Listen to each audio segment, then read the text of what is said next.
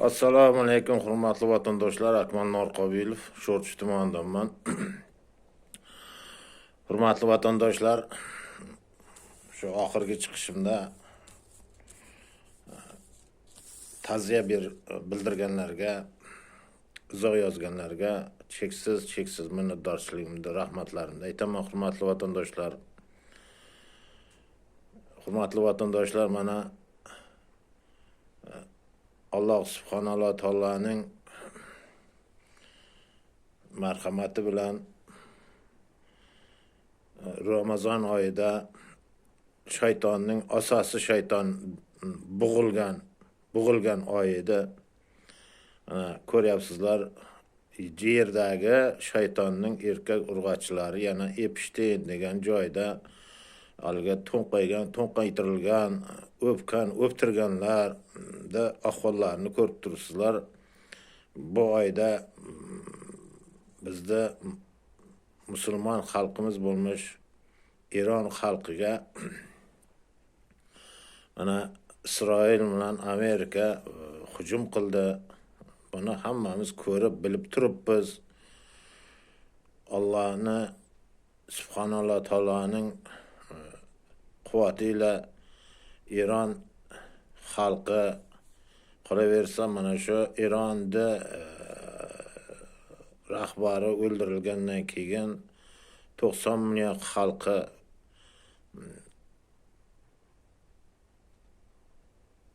jihod e'lon qildi. Jihod bayrog'ini ko'tarishdi. Mana ko'ryapsizlar. Isroil davlatini tinimsiz o'zlarining qilgan ishlarini o'zlariga qaytaryapti. U yetmaganda shu arab mamlakatlaridagi Amerikaning harbiy bazalarini ham bombalayotibdi. Juda ham to'g'ri qiladi. Mana shu Ramazon oyida mana ko'ryapsizlar, Allohning marhamatida ahli musulmonlarga mana shu ko'zingni ochgin, qaragin, ko'ryapsanmi deyapti. Mana shunday quvvatni beryapti. Alloh subhanahu va taolo Iron xalqiga, Ironda harbiylariga kuch-quvvatni beryapti. Qarsilatib uryapti. Tinimsiz uryapti. Ana endi Amerikaning mana shu Yaqin Sharqqa qilgan hujumlari, Iroqqa qilgan hujumlarini ham shu vaqtlarda xizmat qilgan ofitserlar, hozir отставкаga chiqqan soldatlari biz Amerika uchun qasamyod qilganmiz, Isroil davlati uchun qasamyod qilganimiz yo'q deyapti. Ko'ryapsizlarmi? Mana shu hozirgi Amerikaning, hozirgi Donald Trumpning davrida ham mana shu harbiylari bu urushga qarshi bo'lyapti. Ko'p siyosatchilari ham chiqib aytayaptiki, noto'g'ri qilding sen deyapti. Bir xil haligi qo'mondonlari bosh tortyapti, отставкаga chiqib ketyapti. Buni ko'ryapmiz, eshityapmiz. Mana internet tarmoqlarida butun hamma tarafda chiqishlar bo'lyapti. Trump menga qo'shilgan dedi. O endi Trumpni endi qurg'ur, o Trump ham Amerikaning shu prezidenti, Trump ham Epsteinda xotin bola chaqasi bilan o'ptirib, shunday bo'lganlarda ro'yxatida ekan. O yetmaganda shu prezident Amerika Qo'shma Shtatlarining prezident kotibasi bor, bir ayol kishi chiqadi. O ham shu yoshligidami, 10 yoshidami, 12 yoshidami shu Epsteinda o'ptirganlarning ro'yxatida bor ekan. Epstein fayllarda 3 million fayl bor deydi. 3 million fayldan bitta chiqyapti. Shu ham rasmlar ham chiqib qoldi. Va endi Amerikaning ishi lekin ko'ryapsizmi, dunyoni shu yahudiylar hamma taraflama o'zlarining haligi tobutlariga olib borib to'nqaytirib o'rganlari, shu rahbar shu hamma tarafga qo'yilgan ekan.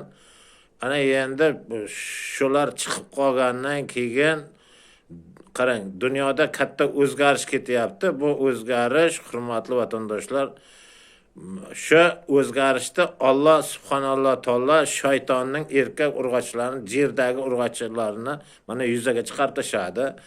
Kremldagilarda ham shaytonning erkak urg'ochilarini ko'rsatishadi dunyoga. Amerikada Oq uyda joylashib olgan erkak urg'ochi, shaytonning urg'ochilarini ko'rsatishadi. Bu bejizga emas, buni bilish kerak. Chunki deganda necha yillardan beri begunoh odamlar o'ldirilgan, qamalgan, qamagan, qamoqqa tashlangan, surgun bo'lgan. Mana bu masonlar shunday bir algiki, ular Qur'onga qarshi, payg'ambar, oxirgi payg'ambar Muhammad Rasululloh sallallohu alayhi vasallamga qarshi bo'lgan odamlar. Ya'ni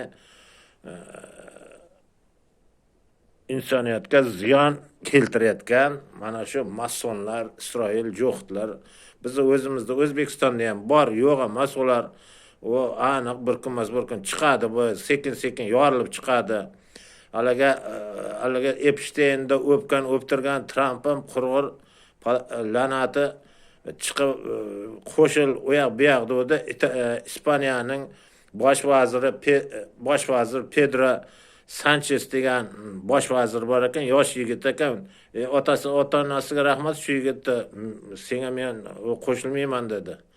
Qolaversa u yana bir narsani e'lon qilibdiki, Qur'onda islomga qarshi bo'lgan ispaniyaliklarda 5 yilga qamash to'g'risida qonunda ishlab chiqarish to'g'risida topshiriq berdi. Ko'rdingizmi? Mana shunday inson bo'lish kerak, hurmatli vatandoshlar. U yetmaganday mana Italiyaning ham bosh vaziri Giuliano Meloni degan ayol kishi, u ham Trumpga qo'shilmayman dedi. Avstraliya ham qo'shilmayman dedi. Nemis ham bir sal qo'shilgan kishi bo'ldi. U ham birdan yo'q, harbiylarni yubormayman men deb qoldi. Mana Buyuk Britaniya ham qarshi bo'lyapti. Chunki Epstein bular shaytonning qip-qizil yerdagi erkagi urg'ochilari bo'ladi shular. Epsteinga borganlar, o'ptirganlar shunday bo'ladi bular. Mana Ramazon oyida Alloh subhanallohu taolo ahli musulmonlarga ko'rgan ko'zingni ochgin. Mana ko'ryapsanmi, Epsteinga qanday bo'lganlarni ko'rgin, ahvolini qaragin. Ko'zingni ochgin, Qur'onni o'qigin, payg'ambarni oxirgi payg'ambar Muhammad sallallohu alayhi vasallamning etagidan mahkam ushlar deganday qildi. Ko'ryapsizmi? Buni to'g'ri ma'noda tushunishimiz kerak, hurmatli vatandoshlar. O'ylamanglar, bizda O'zbekistonda yo'q bunday odamlar. Yo'q, bizda O'zbekistonda ham bor. Bizda O'zbekistonda ham bor. O sekin chiqyapti, ko'ryapmiz. Mana odamlarni qamaydi, haqiqatni gapirganlarni qamaydi, orqasida titkilaydi. Bular hammasi haliga bu odamlar shu anavi Stalin bilan Beriyaning davridan qolib ketgan odamlar.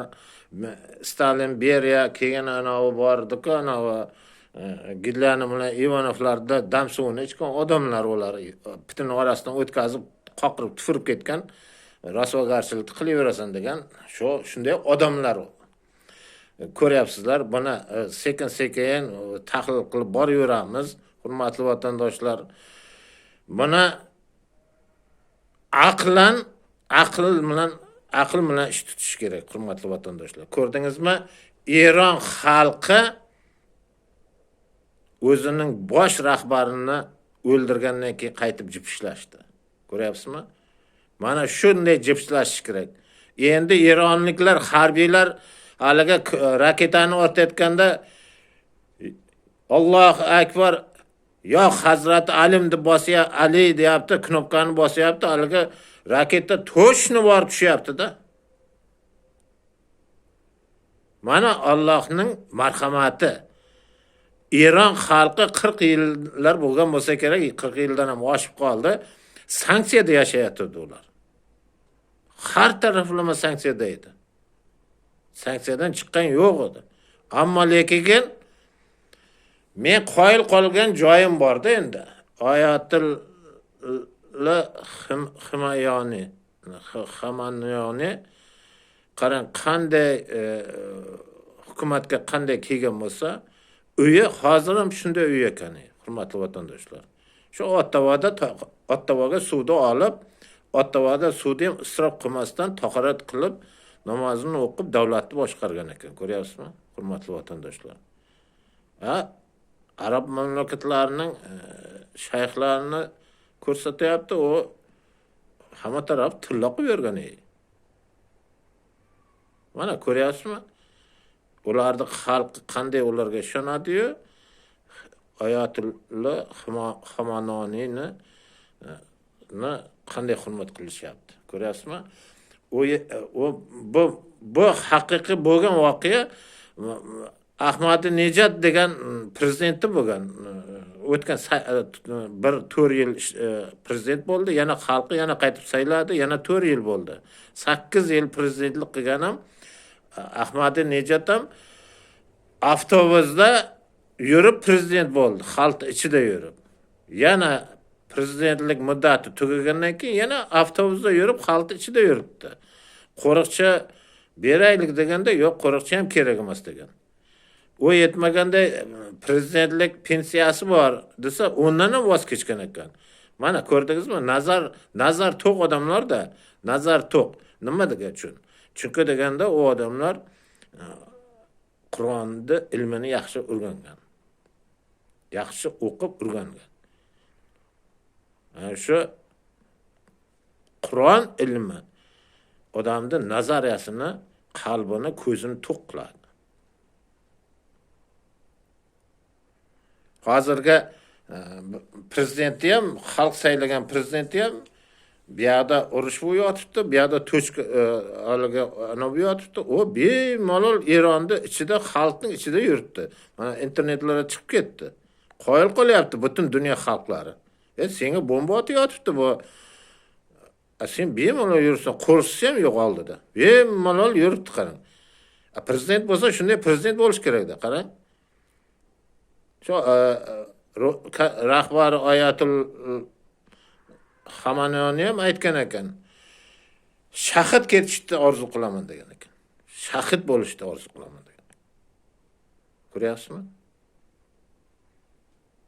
Shahid xalq uchun xizmat qilgan. Xalq hurmatini qildi. Mana Ahmadinejad ham xalq uchun xizmat qilgan. Prezident bo'lganda deydi, prezident bo'lganda qarang, vazirlardan bitta arza olmagan ekan. Poraxo'rlik bilan shug'ullanmayman deb bir 10 turda arzalarni olgan ekan. Ko'ryapsizmi? Xalqning haqqiga xiyonat qilmayman deb arzalar yozdirib olar ekan vazirlardan. Uyda xotini non qilib, obedda ovqatingni yeysan deb qilib berar ekan, shu ovqatini yer ko'tarib borib, o'zi prezidentlik idorasiga borib, bemalol prezidentligini qilib ovqatini yer ekan. Xalq shunday odamlarni yaxshi ko'radi, hurmatli vatandoshlar. Kimni hurmat qiladi? Oddiygina misol, Eron xalqi shunday xalq ekan. Rahmat shu xalqqa. Eronning xalqiga rahmat. Butun dunyoga sharmandasini chiqarib turishadi. Epshteynni ana qilganlardi. Hali endi bizni Surxondaryo masda endi joydar tilda gapirganda ana Ispaniyaning bosh vaziri Pedro Sanchez degan ham Trump bilan ko'rishganda endi bir borib qo'lini loyga yuvib, loyda suv loy bilan qo'lini yuvib yuvganmasa kerak-ku. Vatanimga shunday anolar kirib ketmasin deb. Dezinfeksiya qilganda sovuq bilan yuvmaydi. Qarang, loy bilan yuvganmasa kerak. Joyda tilda gapiryapman, hurmatli vatandoshlar. Biz buni tushungan odam yaxshi tushunadi. Tushunganda sadaqasi ketsa arziydi. Bu gaplar tagida juda katta ma'nolar yotibdi, hurmatli vatandoshlar. Juda katta. Men qoyil qoldim mana shu Eron xalqiga. Anchadan beri chiqish qilganim yo'q edi. Men ko'rib, e'tibor berib yurdim. Bugun chiqish qilyapman. Buni endi to'xtatmaymiz, hurmatli vatandoshlar. Bu endi xalqaro bo'layotgan voqealarni mana ko'ryapsizlar. Eron xalqidek xalq bo'lishimiz kerak, hurmatli vatandoshlar. Men shunday tushunchaga keldimki, o'lma, o'zingdan qolma degan gap bo'ladi, ota-bobomizdan qolgan gap bor. O'lmagin, o'zingdan qolmagin. Eron xalqi o'lmadi ham, o'zidan qolmadi. Hech kimga ishonmadi. Faqat Allohga, Qur'onga, payg'ambar Muhammad sallallohu alayhi va sallamga etagidan mahkam ushlagan ekan. Ko'ryapsizmi? Bosqinchilar bilan hech qanday shartnomaga kelishmagan degan. Mana shu narsani mahkam ushlab olgan ekan. Hurmatli vatandoshlar. Endi o'zimizdan kichigina gapirmasak bo'lmaydi. Mana 2025-yilda noyabrdan beri pensiyani ko'targan deb chiqyapman. Va pensiya ham senatga ham bo'ldi, bu tirik murda senatorlarga ham murojaat bo'ldi. Endi senatorlarga murojaat bo'ldi, oxiri keyin boqasi tirik murda senatorlar deyishimga to'g'ri kelyapti. Tirik murda deputatlar, tirik murda 5 ta siyosiy partiyalar, bularda ham gapirmasak bo'lmaydi. Men aytayapman, 4 million qilib qo'ygan. Birorta odam qolmasin. Ayol kishi bo'ladimi, erkak kishi bo'ladimi, eng kam pensiya 4 million qilib qo'yinglar. Hozirgi bozor iqtisodiyoti yana iste'mol savatchasiga asoslangan holda deb chiqyapman, hurmatli vatandoshlar. Ammo lekin bular qilinmaydi, menimcha. Bilmadim, endi bir narsa deyishim ham qiyin bo'lib qolyapti keyingi vaqtlarda. Chunki deganda yaxshi otdi deydi, bir qamchi degan, yomon otga degan 1000 qamchi ursang ham degan bo'lmaydi degan. Bu bekorga gapirilmagan ota-bobolarimizdan qolgan gaplar bor. Buning uchun nima bo'lishimiz kerak, hurmatli vatandoshlar? Qo'rqoqlik kayfiyatidan o'tib, muxolifat kayfiyatiga o'tishimiz kerak. Muxolifat kayfiyatiga o'tishimiz kerak. Bir ota-bobomizdan gap bor. Yolg'iz otding deydi, chopsa changi chiqmas, changi chiqsa dongi chiqmas degan gap bor. Hurmatli vatandoshlar. Yaxshi tushunarli tushuningizlar buni. Tahlil qilib ko'ringlar, ijobiy, salbiy tomonlarini. Bizda davlatimizga hozirgi sharoitda mana 2026-yil muxolifat yili. Bu yil da muxolifat kayfiyatiga o'tishimiz kerak, hurmatli vatandoshlar. Bo'lmasa paraqol ko'payib ketdi hamma tarafda. Mana tunangi kunda 130 milliardga qurilgan ko'chani qarang, og'darilib yotdi. 1 yil ham bo'lmaganmi, 2 yil ham bo'lmagan. Mana ko'ryapsizlarmi? Bu pul kimning puli? Siz bilan bizning pulimiz. Yana qaysi bir anava kambag'allikni qisqartirish anavasi vazirligimi? Bilmayman, bu vazirlikmi, nima qilib bu 715 ming oylik olgan odam kambag'allikdan chiqadi deb e'lon qilibdimi? Ko'ryapsizlarmi? Agar men prezident bo'lganimda, prezident administratsiyasini ham, vazirlar mahkamasini ham, senatorlarni ham, deputatlarni ham, vazirlarni hammasiga shu 715 mingdan oylik belgilab qo'yardim. Yoki bo'lmasa eng kam pensiya 815 mingdandir. 819 mingdanmi? Qani mana shu oylik bilan ishlab mana derdim. Birinchi o'zimdan boshlardim. Qolganiga ham shunday qilardim. Ayniqsa DXXdagilarga, prokuraturaga, sudyalarga ajab emas, anchasi qochib ketib qolsa. Ani qochib ketadi ular. Hurmatli vatandoshlar, tahlil qiling. Vatan siz bilan bizga ota-bobomiz meros qilib qoldirgan, hurmatli vatandoshlar. Har qanday alaglarga uchmanglar. Vatan siz bilan bizniki, hurmatli vatandoshlar. kelajak avlodga yaxshi nom qoldirishimiz kerak. Sog' bo'lingizlar, salomat bo'lingizlar.